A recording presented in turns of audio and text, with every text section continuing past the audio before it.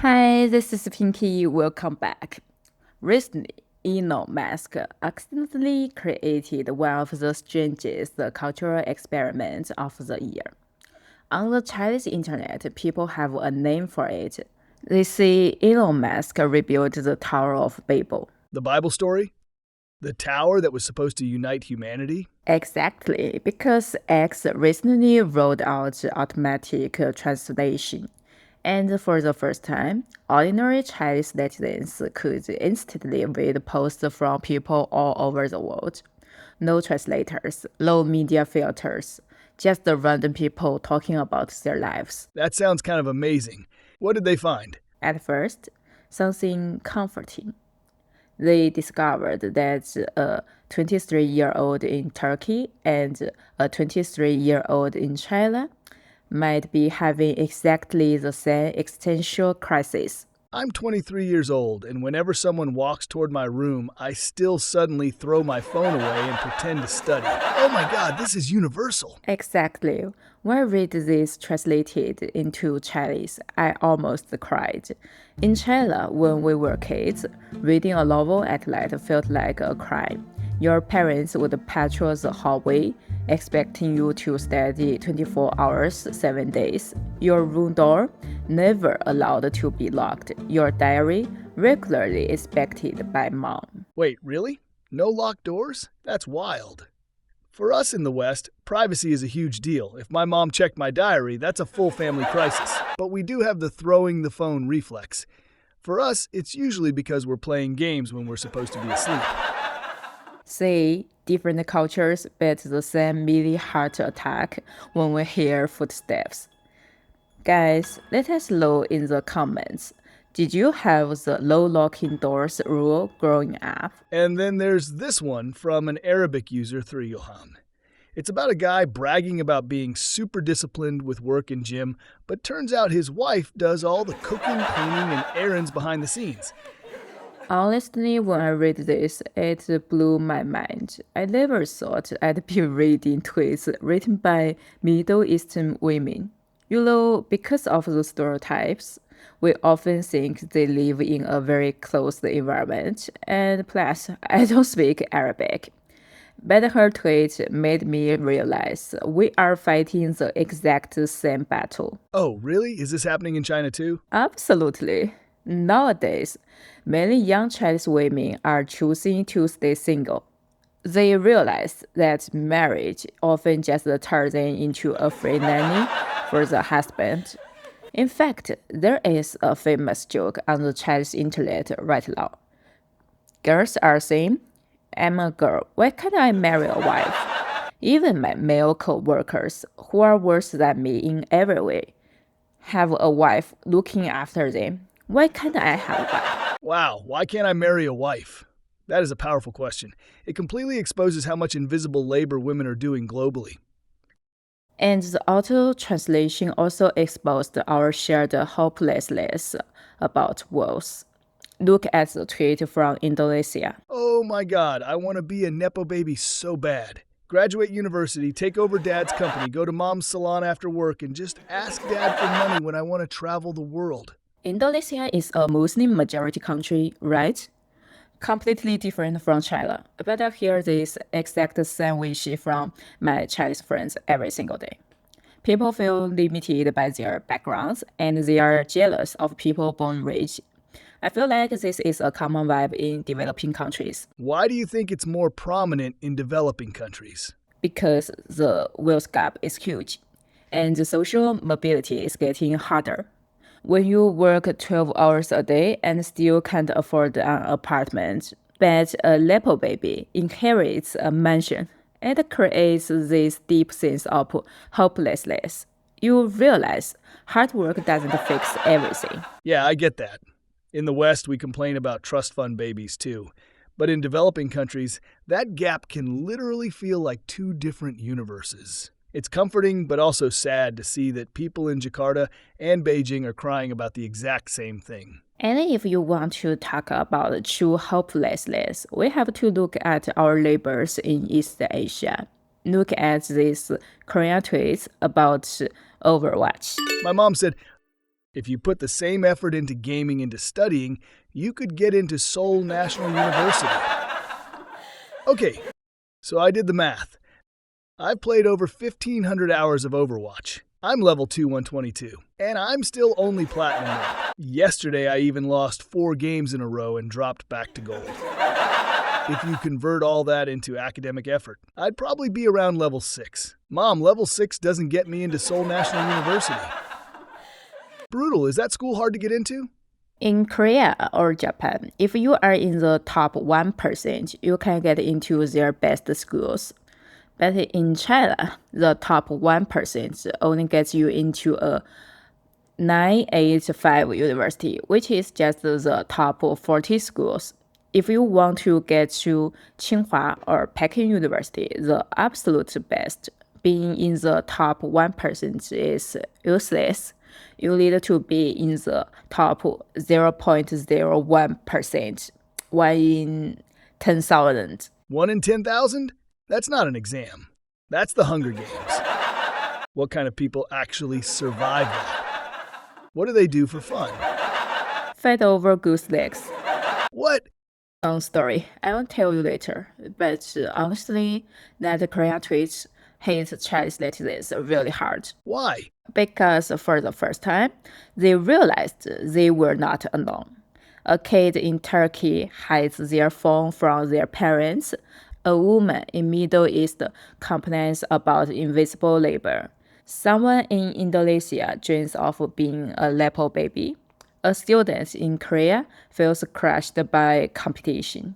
Different languages, different religions, different cultures, but somehow the same anxiety. So Elon accidentally built a global support group? Exactly. Chinese netizens used to think they were suffering alone. Then they opened X and discovered no, everyone is having a terrible time. But soon, Chinese netizens realized something depressing. We are all suffering, but our heroes are on completely different levels. Look at the tweet from a Spanish user. I don't mind working, but I mind working 7 to 8 hours a day and then only having 5 hours left for myself, including commuting, cooking, and preparing for the next day. This is not life. Well, she has a point.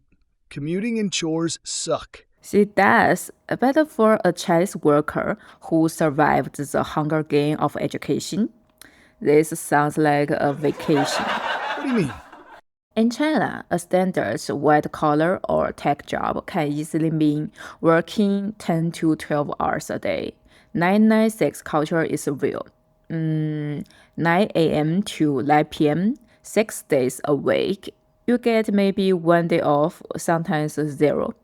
And legal paid annual leave, the bare minimum is just 5 days a year. 5 days of vacation a year? And 12-hour days? Yes, so when Chinese netizens saw someone in Europe crying because 8-hour work is not life, the entire comment section went 不嘻嘻 again. They were like, bro, your existential crisis is my ultimate dream. Okay, Europe is paradise. We get it. But what about Korea? You guys share the same intense East Asian culture. Surely their suffering is closer? It is, but even their hope feels different now. Look at the viral Korean tweet. I didn't find a job until I was 30. Unemployment was brutal. I lived on 4,001 a day, eating cheap, spicy rice cakes for breakfast and dinner. But look at me now, I'm doing well. I even bought a house. As long as you try hard, nothing is impossible. Wow, that's actually super inspiring. A classic success story. And it's inspiring for Koreans, but for young Chinese netizens today, it just feels impossible. Why? He said he started at 30 and still bought a house by working hard. Because in China, right now, if you are not born in a family that already owns a house, buying one on your own salary in a major city is almost a fantasy. And working hard to keep your job, layoffs are happening everywhere, constantly. You can study 10 hours a day, work 12 hours a day, and still get laid off at 35. So the Korean guy has a pain with a prize at the end. If he suffers, he gets a house.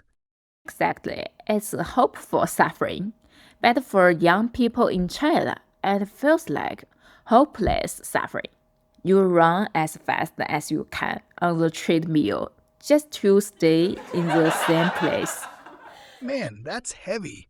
Elon Musk wanted to tear down the Babel Tower to bring us together, but the translation just showed us how massive the gap between our realities actually is. Yeah, it started as world peace and ended with us realizing we live in different universes. So, did you actually check it out yourself?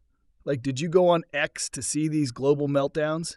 I tried, but I don't know why everything on my timeline was automatically translated into English, and I couldn't fix it.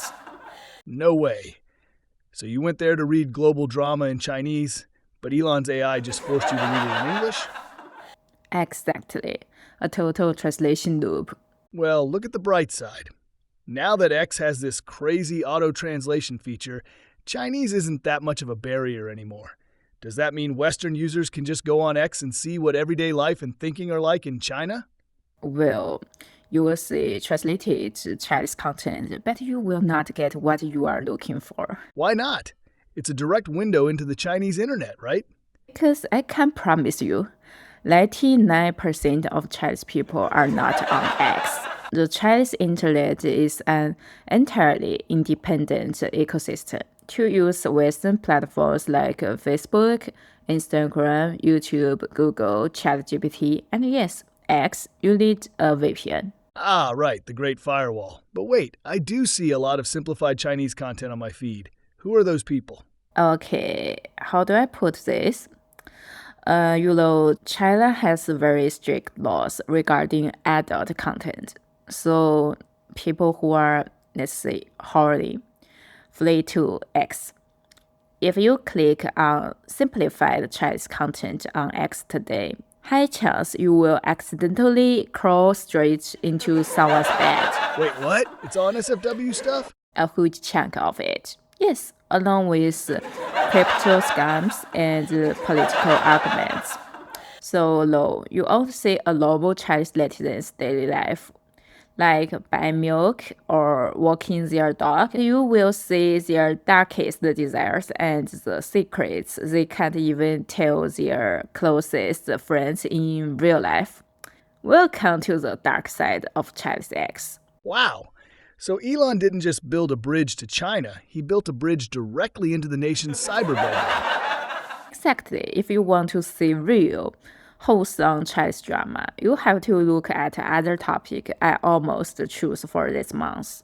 Speaking of which, remember the goose leg auntie story I mentioned earlier?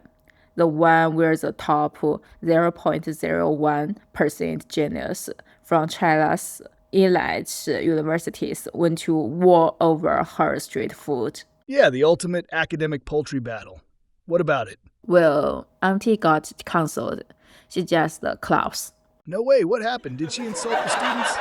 Worse, a few keywords for you. Fake meat, food safety issues. Oh no, not the food safety drama.